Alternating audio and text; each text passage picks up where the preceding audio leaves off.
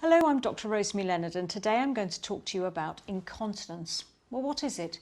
It's accidentally passing urine when you don't mean to, and it can vary from just a tiny occasional dribble to frequently passing large amounts of urine. Needless to say, it can cause a huge amount of distress. It can happen to anyone, but it's more common in women, particularly after having children, and 1 in 5 women over the age of 40 have some degree of incontinence. There are 2 main types of incontinence. The most common is stress incontinence. This is leakage of urine when you cough, when you sneeze, or when you exercise. What happens is there's an increase in pressure in the abdomen and on the bladder, and this leads to a leakage of urine.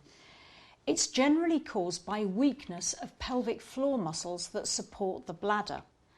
The other type of incontinence is urge incontinence, and this is a sudden desire to pass urine and an inability to hold on, so you end up leaking urine before you get to the toilet. This is caused by either spasm of the bladder muscles, or it's caused by a mixed message going to the brain, with the bladder saying it's full before it actually is. Regardless of the type of incontinence that you have, there's various self-help measures you can do that can help. The first thing is not to restrict the amount of water that you drink, which is what a lot of people do. If your urine becomes concentrated, it actually irritates the bladder and can make a tendency to incontinence worse. Aim to drink 6 to 8 cups a day, though a bit more if the weather is very hot or if you're doing exercise. You should, though, avoid strong caffeine and a lot of alcohol, as these can irritate the bladder. The other thing you should do is only go to the toilet when you really need to. Lots of people with incontinence go to the loo just in case before they're going out, for instance. But if you go to the toilet too often, your bladder actually becomes smaller and less capable of holding large volumes of urine. So you can actually train your bladder to hold a little more. If you have stress incontinence, then the mainstay of treatment is pelvic floor exercises. These strengthen up the muscles that support the bladder.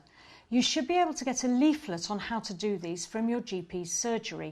They take several weeks to take effect, and you do need to do them frequently every single day for them to be effective. If they don't work and you continue to have stress incontinence, then surgery to support the bladder can also help. And this isn't major surgery, it's normally done via the vagina, and you normally only need a day or so in hospital. Urge incontinence is generally treated with medication which can help to relax the bladder wall. This allows the bladder to hold more volumes of urine before you need to go to the toilet.